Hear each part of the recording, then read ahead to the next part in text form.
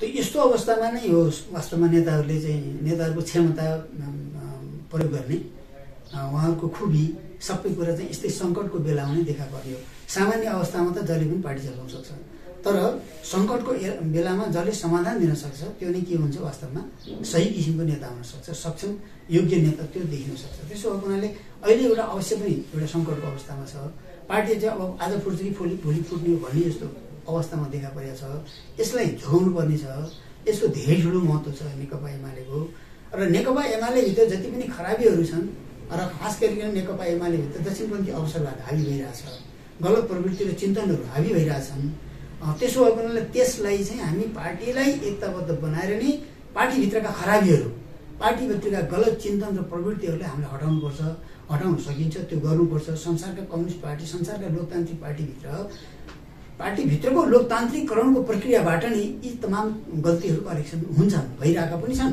त्यो एउटा वैज्ञानिक नियम हो। त्यो कुरा त्यसो भएको हुनाले चाहिँ अहिलेको यो जटिल अवस्थामा चाहिँ उहाँहरूले आफ्नो क्षमताको प्रदर्शन गर्नुपर्छ, खुबी देखाउनुपर्छ, एकता गर्ने खुबी देखाउनुपर्छ। विभाजित गर्ने कुरालाई त त्यो कुनै प्रशंसनीय काम हुँदैन। अध्यादेश ल्याउन खोजिँदैछ अरे भन्ने कुरा सुनेकै हो। अब यसमा कति सत्यता छ त्यो सबै कुरा यथार्थ थाहा छैन, तर केही न केही यसभित्र कुनै आंशिक भए पनि केही न केही सत्यता हुनुपर्छ। मलाई ठ्याक्कै त्यो त थाहा छैन, तर कहीँ न कहीँबाट नेकपा एमालेलाई जसरी पनि विभाजित गर्नुपर्छ भन्ने प्रयत्न त्यो चाहिँ अब फुटाउनको लागि अनुकूल किसिमको अध्यादेश ल्याएर भए पनि विभाजित गर्नुपर्छ कि भन्ने मान्यता नेपालको राजनीतिमा विभिन्न सेक्टरमा, विभिन्न क्षेत्रमा, विभिन्न शक्तिहरूमा चाहिँ यो चलिरहेछ। एमालेलाई जसरी पनि विभाजित गर्नुपर्छ भन्ने एउटा मान्यता नेपालको राजनीतिमा छ। यति कुरा बुझिया छ, तर अध्यादेशको सन्दर्भमा ठ्याक्कै के हो वास्तविकता ती सबै कुरा मलाई थाहा छैन। होइन, अब आपसमा एकले अर्कालाई दोषारोपण गर्ने कुरा त अब यो जहाँ जहिले पनि भइरहन्छ, तर पनि यथार्थ कुरा चाहिँ फेरि आफ्नो ठाउँमा हुन्छ, तथ्य चाहिँ आफ्नो ठाउँमा हुन्छ। हजारवटा कुतर्कभन्दा एउटा तथ्य चाहिँ धेरै शक्तिशाली हुन्छ। त्यसो भएको हुनाले चाहिँ यो स्थिति सिर्जना हुनमा मूल कारण चाहिँ प्रधानमन्त्री, तत्कालीन प्रधानमन्त्रीबाट पुस 5 गते जुन संसदको विघटन भयो, संविधानमाथि प्रहार भयो, संविधान विपरीत जुन काम भयो, त्यहाँबाट समस्या सिर्जना भएको कुरा देश दुनियाँलाई थाहा भएको छ। त्यो यथार्थ कुरा हो, त्यो सत्य कुरा हो। अरू चिजहरूबाट जम्मै त्यसबाट सिर्जित हुन्। फेरि उहाँले दोस्रो पटक फेरि संसदको विघटन गर्नुभयो, त्यसले पनि समस्या सिर्जना गर्यो। यसले गर्दाखेरि चाहिँ मूलभूत रूपमा पटक पटक संसद विघटन गर्ने र संविधान मिच्ने काम जो उहाँबाट हुनुभयो, त्यसको हामीले विरोध गर्नु पर्थ्यो, आलोचना गर्नु पर्थ्यो स्वाभाविक रूपमा। संविधान जोगाउनुको लागि, लोकतन्त्र जोगाउनुको लागि त्यो गर्ने क्रममा आज पार्टी नै विभाजित हुने हो कि भन्ने अवस्थामा पुगेको छ। यी सबै कुराहरू चाहिँ उहाँले जुन घटना घटाउनु भएको छ त्यसबाट सिर्जित समस्याहरू हुन्। यो यथार्थ हो, यो कुनै आरोप होइन। यो चाहिँ के भन्दाखेरि 100% सही कुरा हो। यसमा अरू सानातिना कमजोरीहरू अरू कोबाट भए त्यो अर्को समीक्षाको विषय हो, तल मूल प्रश्न उहाँ नै हो, टेककमल केपी शर्मा ओली नै हो। तर अब चाहिँ स्थिति के बदलिया छ भन्दाखेरि चाहिँ संसद विघटन गरेको हामीले विरोध गरेका थियौँ, संसद पुनस्थापना भएको छ र उहाँ सत्तामा हुँदाखेरि फेरि पनि संविधानमाथि प्रहार भइरहने, अध्यादेशबाट मुलुक चलाउने अनि चुनाव पनि हुन नसक्ने एउटा खतरा चाहिँ देखा परिरहेको थियो। अब अहिले उहाँ सरकारबाट बाहिरिएपछि त्यो खतरा पनि टरेको छ। त्यसो भएको हुनाले चाहिँ जुन आरोप हामीले हिजो लगायौँ आज त्यो विगतको कुरा भइसक्यो र अहिले आएर चाहिँ अब त्यो कुरा ठिक थियो कि थिएन भविष्यमा हामी समीक्षा गर्नैपर्छ पार्टीभित्र। अहिले आएर नयाँ कुरा के भएको छ त भन्दाखेरि अर्को पार्टीभित्र चाहिँ दुईटा कार्यदलहरूको बिचमा 10 बुँदे सहमति भएको छ।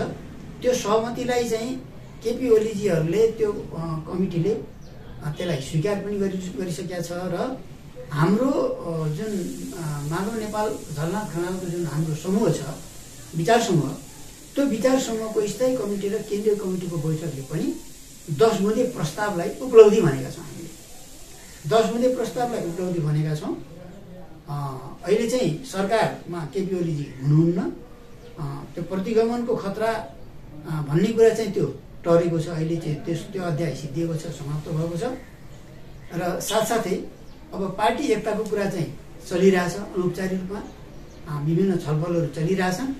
यस्तो अवस्थामा चाहिँ केही समय अगाडि बसेको हाम्रो स्थायी कमिटी र केन्द्रीय कमिटीको बैठकले अब पार्टी एकतामै केन्द्रित हुनुपर्छ, त्यसको लागि हाम्रा अभिव्यक्ति क्रियाकलापहरू त्यही अनुसार अगाडि बढाउनुपर्छ, पार्टी एकतालाई खलल पुर्याउने खालका अवरोध सिर्जना गर्ने खालका गतिविधिहरू हामीले गर्नु हुँदैन, त्यस खालका अभिव्यक्तिहरू पनि दिनु हुँदैन। दोस्रो कुरो, अब हामी प्रतिपक्षमा भएको हुनाले अहिलेको सरकारमा हामी जान सक्दैनौँ र 10 मध्ये जुन सहमति भएको छ, कार्यदलले बुझाएको छ, प्रस्ताव तयार गरेको छ, त्यो चाहिँ एउटा हामीले सङ्घर्ष गरेको उपलब्धि हो। अझ थप उपलब्धि लिएर हामी पार्टी एकता गरेर जानुपर्छ। त्यसको लागि औपचारिक कुराहरू, औपचारिक अनौपचारिक ढङ्गले वार्ताहरू, संवादहरू अगाडि बढाउनुपर्छ भनेर हाम्रो थाई कमिटी र हाम्रो केन्द्रीय कमिटीले सर्वसम्मतिले निष्कर्ष निकालेको छ। त्यसो भएको हुनाले अब हामी सबै कार्यकर्ताहरू, नेताहरू त्यो विषयमै केन्द्रित भएर लाग्नुपर्छ र यसमा अन्तिम टुङ्गोमा पुर्याउने कुरामा चाहिँ मुख्य रूपमा फेरि पनि अध्यक्ष कमरेड केपी ओलीमै निर्भर छ। उहाँले यदि साँच्चै पार्टी एकता चाहनुहुन्छ भने, मिलाउन चाहनुहुन्छ भने उपायहरू धेरै छन्, समाधानका उपायहरू धेरै छन्। तर यदि उहाँले पार्टी एकता नचाहेको भनेदेखि चाहिँ त्यो उहाँले राम्रोसँग गम्भीर रूपमा परिस्थितिलाई विश्लेषण गर्नुपर्छ। र अहिले नेकपा एमाले विभाजित हुनु भनेको चाहिँ यसले नेपालको कम्युनिस्ट आन्दोलनलाई नै धेरै ठुलो क्षति पुर्याउँछ। भविष्यमा पुनः यसलाई कम्युनिस्ट आन्दोलनलाई उठाउनलाई धेरै गाह्रो पर्छ। त्यो अवस्था देखा पर्दैछ। सबै चिजलाई हेर्दाखेरि, विश्लेषण गर्दाखेरि त्यो कुरालाई सबभन्दा बढी कमरेड केपी शर्मा ओलीले नै देख्न सक्नुपर्छ र लचिलो भएर, हदैसँग लचिलो भएर भए पनि पार्टी एकता गराउने कुरामै चाहिँ उहाँले ध्यान केन्द्रित गर्नुपर्छ। उहाँ अध्यक्षको नाताले पनि उहाँको यो जिम्मेवारी के छ भने यो कार्यदल ठुलो कि अब केपी ओली माधव नेपाल ठुलो भन्ने कुरै नै भएन, किनकि त्यो कार्यदल स्वयं केपी ओली र माधव नेपालको सल्लाहमा गठन गर्नु र कार्यदलमा चाहिँ मान्छेहरू, साथीहरू हामी पठाएका छौँ। हामीले बैठक बसेर निर्णय गरेर उहाँलाई जिम्मा दिएको संस्थागत रूपले। त्यसमा मुख्य रूपमा चाहिँ हाम्रो तर्फबाट कमरेड माधव कुमार नेपालले पठाउनु भएको, उता केपी ओलीजीको तर्फबाट केपी ओलीले पठाउनु भएको। त्यसरी यो कमिटीको निर्णय पनि हो र उहाँहरूको स्वयं माधव कमल र केपी कमलको पनि निर्णय हो। उहाँहरूले चाहिँ बनाएको कमिटी हो त्यो कार्यदल। त्यसो भएको हुनाले त्यो कार्यदलले जो निष्कर्ष निकालेको छ, बारम्बार दुवै नेतासित निरन्तर रूपमा अन्तर्क्रिया गरेर छलफल गरेर त्यो निष्कर्षमा पुगेको छ कार्यदल। एक्लै कार्यदल उहाँहरूसित सम्पर्क बिना, उहाँहरूसित छलफल नगरिकन त्यो निष्कर्षमा पुगेको होइन। त्यो यथार्थ हो। त्यो कमिटीको बैठकमै स्वत कार्यदलका सदस्यहरूले निरन्तर अन्तर्क्रिया, संवाद गरेर नै हामी चाहिँ यो निष्कर्षमा पुगेका हौँ भनेर कमरेड माधव कुमार नेपाल भएकै बैठकमा उहाँहरूले भन्नुभएको छ। त्यसो भएको हुनाले चाहिँ यद्यपि कतिपय शब्दमा अलिकति केही कुरामा तलमाथि परेको पनि हुनसक्छ, तर त्यसका मूलभूत कुराहरू सबै त्यसबारेमा माधव कमलसित निरन्तर संवाद भइरहेछ। उता पनि उहाँको चाहिँ जुन कार्यदलका टिमका साथीहरू हुनुहुन्छ, उहाँहरूले पनि कमरेड केपीसित निरन्तर संवाद छलफल गरेर नै टुङ्गोमा पुग्नु भएको छ। त्यसो भएको हुनाले यो कुरालाई कार्यदललाई दोष दिनु मिल्दैन। पर्याप्त छैन होला, हामीले सोचे जस्तो छैन होला, हामीले चाहे जस्तो छैन होला, यो एउटा पक्ष हो। अझ पनि त्यही कतिपय कुरा थप्न सकिन्थ्यो होला, त्यो एउटै कुरा हो। तर कार्यदलले अन्तिमसम्म प्रयत्न गर्दाखेरि पनि त्योभन्दा बढी केही थप्नुपर्ने स्थिति रहेन।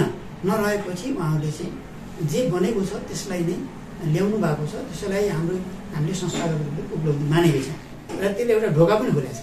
त्यसले पार्टी एकताको लागि 10 बुँदेले एउटा ढोका खोलेको छ। अपर्याप्त भए तापनि त्यसले ढोका खोलेको छ। त्यसलाई आधार मान्नुपर्छ र अझ केही थप उपलब्धि लिन सकिने, अझ बढ्ता एकताबद्ध भएर जाने, भविष्यमा पनि अझ राम्रोसँग एकताबद्ध भएर जाने खालको कुनै विषयवस्तुहरू छन् भने त्यसमा पनि बसेर टुङ्ग्याउनु पर्ने हुन्छ। खास गरी त्यसमा कमरेड केपी ओली र माधव नेपाल बसेर अन्तिम टुङ्गोमा पुर्याउनु पर्ने हुन्छ।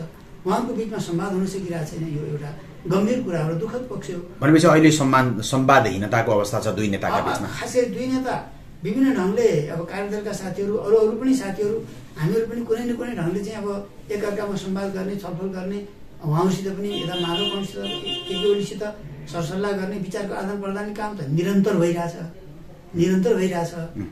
तर उहाँहरूको दुईजनाको बिचमा अहिलेसम्म लामो समय भयो संवाद हुन सकिरहेको छैन। यो चाहिँ संवाद हुनुपर्छ। यो आन्दोलनको हितको कुरा, यो लोकतन्त्र, नेपालको कम्युनिस्ट आन्दोलन, यी सबै कुराहरू हजारौँ हजार नेता कार्यकर्ताको आश्रमको रगत र पसिना बलिदानबाट चाहिँ निर्माण भएको यो शक्ति हो। त्यसो भएर यो उहाँहरू दुईजनाको इच्छा चाहनाले मात्रै यो चाहिँ चल्नु हुँदैन र उहाँहरूले आन्दोलनको हितलाई ध्यानमा राखेर लोकतन्त्र, संविधान र यो देशको रक्षाको लागि पनि नेकपा एमाले भन्ने शक्ति चाहिँ शक्तिशाली रूपमा रहिरहनुपर्छ। यसको अस्तित्व, यसको विकास भइरहनुपर्छ। यसको एकता निरन्तर कायम राख्नुपर्छ र नेपालको राजनीतिमा नेकपा एमालेको जुन खालको महत्त्वपूर्ण भूमिका छ, यो कुराकोलाई ध्यानमा राखेर उहाँहरू दुईजनाले चाहिँ आफूलाई संयमित रहने अनि नियन्त्रित पनि गर्ने, एकअर्कामा लगाएका चाहिँ आरोप प्रत्यारोपहरू जति लान्छनाहरू छन् ती कुरालाई बिर्सिदिएर त्यो भविष्यलाई समीक्षाको विषय बनाएर चाहिँ अहिले उहाँहरू आपसमा संवाद गरेर साँच्चै भन्ने हो भने उहाँहरू दुईजना बसेर टुङ्ग्याउँदा सबभन्दा राम्रो हुन्छ।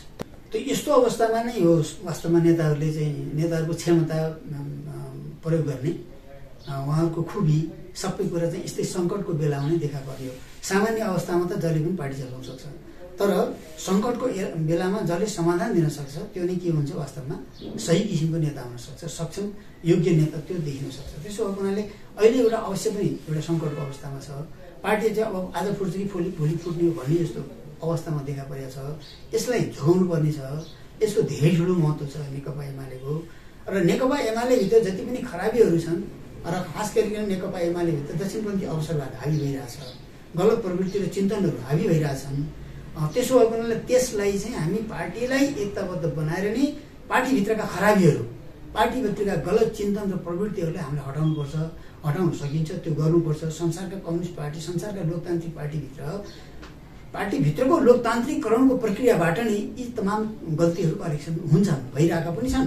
त्यो एउटा वैज्ञानिक नियम हो। त्यो कुरा त्यसो भएको हुनाले चाहिँ अहिलेको यो जटिल अवस्थामा चाहिँ उहाँहरूले आफ्नो क्षमताको प्रदर्शन गर्नुपर्छ, खुबी देखाउनुपर्छ, एकता गर्ने खुबी देखाउनुपर्छ। विभाजित गर्ने कुरालाई चाहिँ त्यो कुनै प्रशंसनीय काम हुँदैन। त्यसो भने पार्टीभित्र अब तपाईँले भने जस्तै नवआगन्तुकहरूले नै कब्जा गरेका छन् भन्ने कुरा त सत्य होइन। त्यसमा पुरानै नेताहरू कार्यकर्ताहरू नै हाबी छन्, तर प्रवृत्ति चाहिँ के भन्दाखेरि गलत प्रवृत्ति हाबी हो।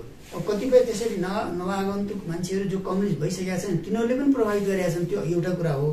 त्योभन्दा महत्त्वपूर्ण कुरा के हो त भन्दाखेरि जसले पार्टीभित्रै लामो समयदेखि काम गर्दै आएका छन् कतिपय नेता कार्यकर्ताहरू, तिनीहरू भित्रै चाहिँ दक्षिणपन्थी अवसरवाद प्रवृत्ति र चिन्तनहरू विकास भएका छन्। खास गरिकन सत्तामा पुगिसकेपछि त्यो प्रवृत्ति बढ्ता हाबी भएको छ। त यो चिज संसारभरि देखिन्छ, नेपालमा मात्रै होइन कि संसारभरि, संसारका क्रान्तिकारी पार्टीहरूमा, संसारका लोकतान्त्रिक पार्टीहरूमा यो देखिन्छ। त्यसो भएको हुनाले यसलाई त हामीले पार्टीभित्रको लोकतान्त्रिक प्रक्रियाबाट नै यसलाई हल गर्ने हो। पार्टीलाई एकताबद्ध गरेर नै यी खराबीहरूलाई, कमजोरीहरूलाई हटाउने हो। व्यक्ति नै खराब छ भने पनि व्यक्तिलाई पनि पार्टीबाट हटाउन सकिन्छ होइन। प्रवृत्ति र दृष्टिकोण खराब हो भने पनि छलफल बहसबाट चाहिँ ती कुराहरूलाई पराजित गर्न सकिन्छ। त्यो त पार्टी एक ठाउँ भएपछि इनर पार्टी कन्ट्राडिक्सन, अन्तर पार्टी सङ्घर्षबाटको यी चिजको हल गर्न सकिन्छ। हामी बाहिर बसेर त हल गर्न सकिँदैन। त्यसो भएको हुनाले पनि पार्टी एकताबद्ध गर्ने, एकताबद्ध गरिसकेपछि पार्टीभित्रका खराबीहरू, गलत प्रवृत्तिलाई हटाउने दिशामा गयो भनेदेखि यो सोझो बाटो हुन्छ, सोटो बाटो हुन्छ, यो सही कुरा हुन्छ। तर हामीले चाहिँ यतिकै नाउँमा पार्टी चाहिँ खराबी छ त्यसो हो भने पार्टी फुट्नुपर्छ भन्ने हो भने त खराबी त भोलि पनि हुनसक्छ कुनै न कुनै ढङ्गले। पार्टी फुटेपछि पनि त खराबी हुनसक्छ। यी खराबीहरू त हाम्रो समाजबाट उत्पादन भएका हुन्, ती चिजहरू हामीसँगै आउँछन् खराबी चिजहरू। त्यसो भएको हुनाले जबसम्म पार्टी भन्ने चिज रहन्छ तबसम्म राम्रा नराम्रो दुवै कुराहरू, नेगेटिभ पोजिटिभ दुवै कुराहरू त रहिरहन्छन्। खराबी बिनाको त पार्टी नै हुँदैन। त्यसो भएर तर हाम्रो काम दायित्व के हुन्छ भने खराबीलाई त्यहीँभित्रबाट करेक्सन गर्नुपर्छ। यो वैज्ञानिक नियम हो होइन। खराबी देखा पर्ने बित्तिकै कुनै नेता खराब छ भन्दैमा चाहिँ पार्टी नै फुट्नुपर्छ, फुटेर जानुपर्छ भन्ने निष्कर्ष हुँदैन। सिङ्गो पार्टी नै खराब, सिङ्गो पार्टी नै काम नलाग्ने हो, त्यो साँच्चै त्यो पुँजीवादी पार्टीमा स्थापित भइसक्यो हो भनेदेखि त्यो अर्को पाटो हो होइन। त्यसो नभएर उसका डकुमेन्टहरू, उसका समग्र कुराहरू, समग्र तलदेखि माथिसम्मको पङ्क्तिलाई हेर्ने हो भने अझै पनि नेकपा एमाले सम्पूर्ण रूपमा दक्षिणपन्थी पार्टी भइसक्यो हो त भन्दा त्यो मेरो निष्कर्ष होइन, मेरो त्यो निष्कर्ष होइन। तर पार्टीभित्र दक्षिणपन्थी अवसरवाद हाबी हुँदै गएको यो चाहिँ साँचो हो। तर त्यसलाई त हटाउनको लागि चाहिँ एक ठाउँ जम्मा भएर एक ठाउँ हामी बसेर नै त्यो चिजलाई हटाउने सक्छौँ। त्यो सही वैज्ञानिक तरिका हो, नियम हो। त्यसो भएको हुनाले चाहिँ पार्टीभित्र खराबी छ भन्दैमा चाहिँ फेरि अर्को पार्टी नै बनाउनुपर्छ भन्ने निष्कर्षमा पुग्न सकिन्न।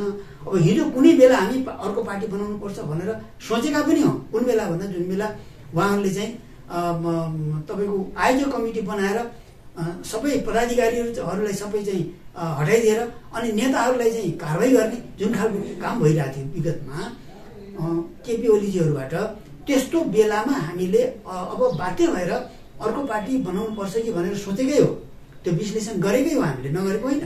तर त्योदेखि यता त धेरै चिज परिवर्तन भइसकेको छ होइन। त्यो परिवर्तन भएको हुनाले अब परिवर्तित परिस्थिति अनुरूप अब चाहिँ अहिलेको परिस्थितिमा चाहिँ पार्टी एकता प्रमुख हो भन्ने कुरा चाहिँ हामीले फेरि यो ढङ्गले सकारात्मक ढङ्गले सोचिरहेको छौँ। त्यो दिशामै जानुपर्छ। के हुन्छ भने त्यहाँभित्र हजारौँ हजार लाखौँ कार्यकर्ताहरू छन्। ती सबै चाहिँ केपीजीले जे भन्नुहुन्छ त्यति सबैले गर्ने कुरा हुँदैन, सबैको आफ्नो विवेक छ। त्यसो भएर हामीले सही कुरा, सही वैज्ञानिक कुरा, तथ्ययुक्त कुरा लिएर त्यहाँ बहस गर्न थाल्यौँ, छलफल गर्न थाल्यौँ भने स्वाभाविक रूपमा त्यहाँ हाम्रो समूह मात्र त्यहाँ जाने होइन, त्यहाँ चाहिँ हाम्रा एजेन्डाहरूलाई, हाम्रा विषयहरूलाई साथ दिनेहरूको एउटा पङ्क्ति त्यहाँ पनि फेरि देखा पर्न सक्छ। त्यहाँ पनि देखा पर्न सक्छ। सत्यको पक्षमा उभिने मान्छेहरू पनि फेरि त्यहाँ देखा पर्न सक्छन्। स्वयं चाहिँ अब केपी ओलीजीले कति कुरा रियलाइज गर्नुहुन्छ त्यो अलग कुरा हो। फेरि त्यसो भएको हुनाले त्यो सिङ्गो नेकपा एमाले भनेको हामीले बनाएको पार्टी हो। हामीसित सँगै काम गरेका थुप्रो नेता र कार्यकर्ताहरूको विशाल पङ्क्ति त्यहाँ छ। त्यसो हामी एकताबद्ध भएर गयौँ भनेदेखि सही कुराको पक्षमा धेरै मानिसहरूले हामीलाई साथ दिनेछन्। सही कुराको पक्षमा हामीले कन्भिन्स पनि गर्न सक्नु पर्यो। हाम्रा क्रियाकलापहरूबाट, हाम्रा विश्लेषणहरूबाट, हाम्रा गतिविधिहरूबाट मान्छेलाई प्रभावित पनि गर्न सक्नु पर्यो होइन। हामीले सही बाटो, सही नीति, सही विचार लिनु पनि पर्यो। त्यस्तो हुन सक्यो भनेदेखि हाम्रा सही कुराहरूलाई चाहिँ साथ दिनेहरूको पनि एउटा विशाल पङ्क्ति साथीहरू हामीले त्यहाँ भेटाउन सक्छौँ। त्यहाँ गएपछि नै त्यो भेटिन्छ। अहिले नै हामी तर्सेर, डराएर, भयभीत भएर हामी त्यहाँ गएपछि त सकिन्छौँ कि क्या हो भन्ने ठान्यो भनेदेखि त अब त्यस्तो हो भने हामी लडाइँ कसरी चल्न सक्छौँ, यत्रो आन्दोलन कसरी हाँक्न सक्छौँ, कसरी नेपाली समाजलाई बदल्न सक्छौँ र हामी त सिङ्गो समाजलाई बदल्ने, रूपान्तरण गर्ने भनेर लिएर हिँडेका छौँ नि त। यति पछौटी समाज छ, त्यसमा दलाल र नोकरसाही पुँजीवाद हाबी छ अहिले हाम्रो देशको अर्थतन्त्रमा। त्यसलाई पनि हटाउन भनेर कम्मर कसेर लागेका हामीहरू आफ्नो पार्टीभित्रको खराब कुरालाई हटाउन सकिन्न कि भनेर भागेर हिँड्ने कि त्यहीँ बसेर लड्ने? यो प्रश्न यहाँनिर आउँछ कि माओवादीले के भन्नुहुन्छ भनेको छ भने नि रोगलाई मार्ने हो, रोगी मार्ने होइन। यो आम रूपमा सबै ठाउँमा लागू हुन्छ यो नियम।